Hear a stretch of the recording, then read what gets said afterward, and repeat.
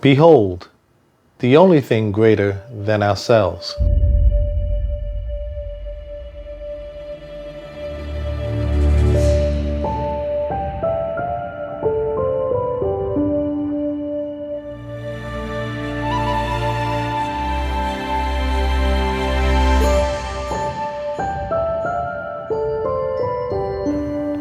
An astronomer said that if you filled the chest up with sand, it would not equal all of the stars in the Milky Way galaxy. And if you took all the sand from all the beaches in the world, it would not equal all of the stars in the universe.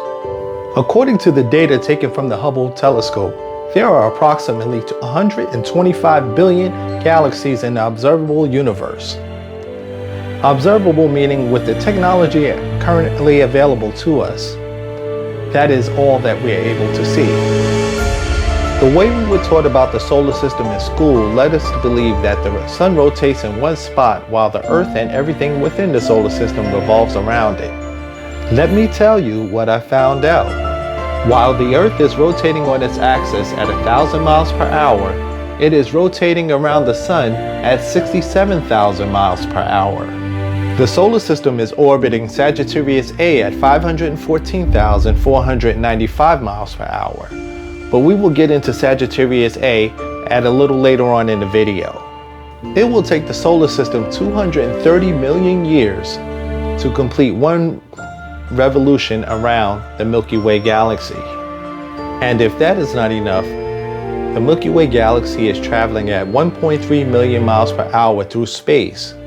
The Milky Way galaxy and all the other galaxies are accelerating. The million-dollar question is, what is causing this acceleration? What are we? Why are we here? Where did we come from? Are we alone? Religion? Science? And what ties it all together? The questions which led to the journey that began when I was 9 years old. The truth begins now, from outside the box.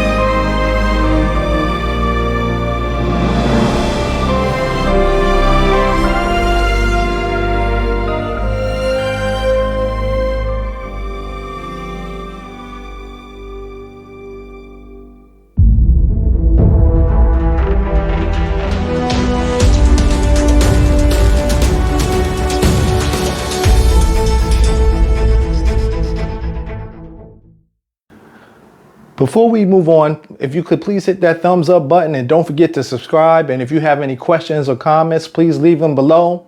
And also don't forget to stick around to the end of the video where I disclose some interesting facts.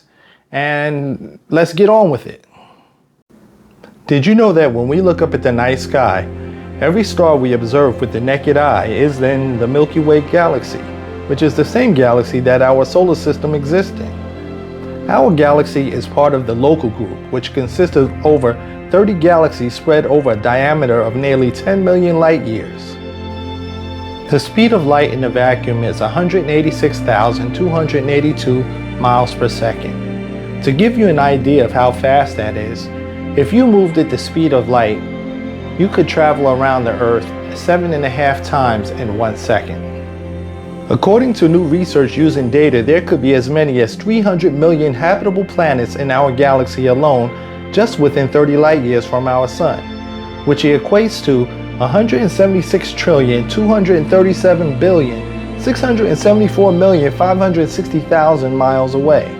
The closest star to our sun is Proxima Centauri, which means nearest star, and is located 4.2 light years away, which is 24 trillion miles.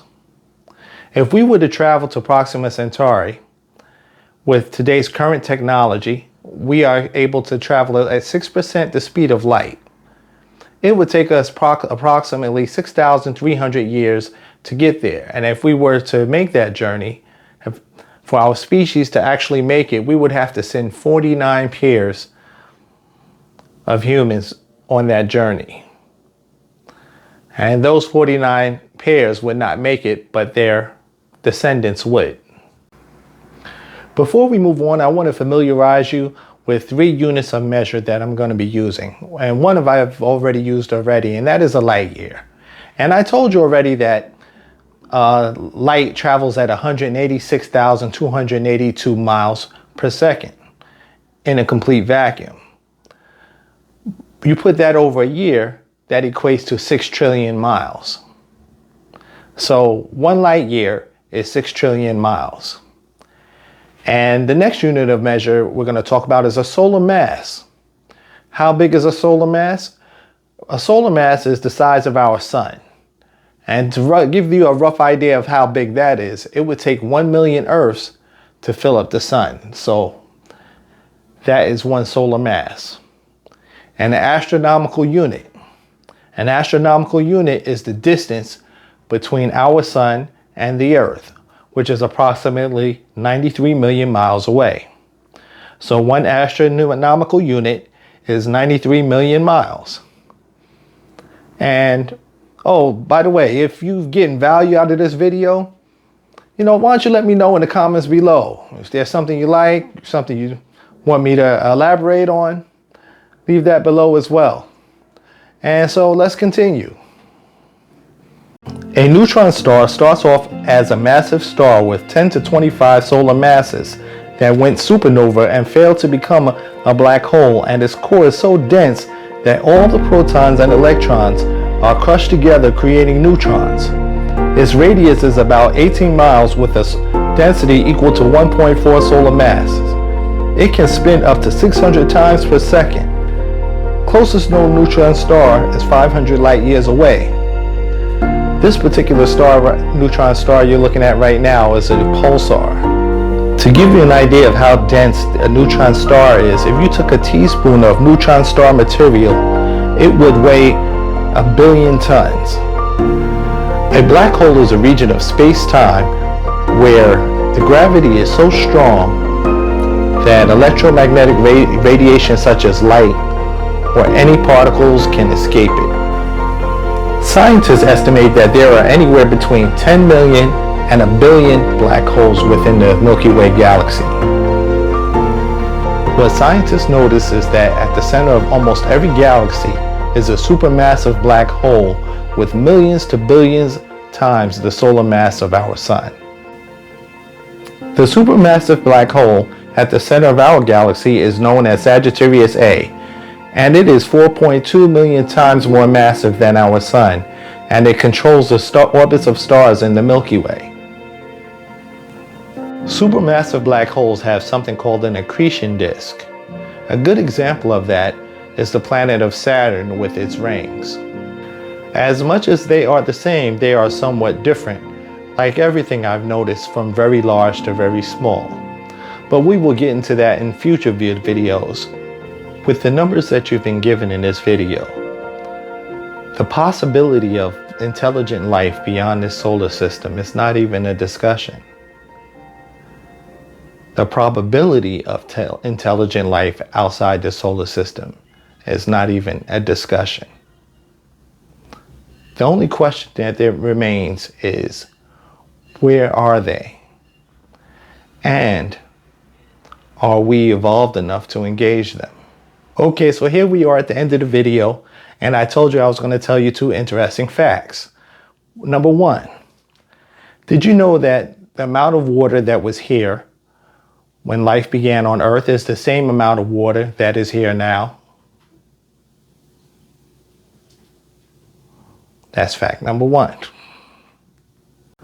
Number 2, you ever notice that when you look up in the sky, the Earth and the moon are approximately the same size? That is because the moon is 400 times smaller than the sun, and at the same time, it also is 400 times farther away. Thus, they both appear at the same size in our sky. What are the odds of that? But before we get into that, I have much more to show you. So stay tuned for my next video. My name is Kevin, and I'll see you next time from outside the box.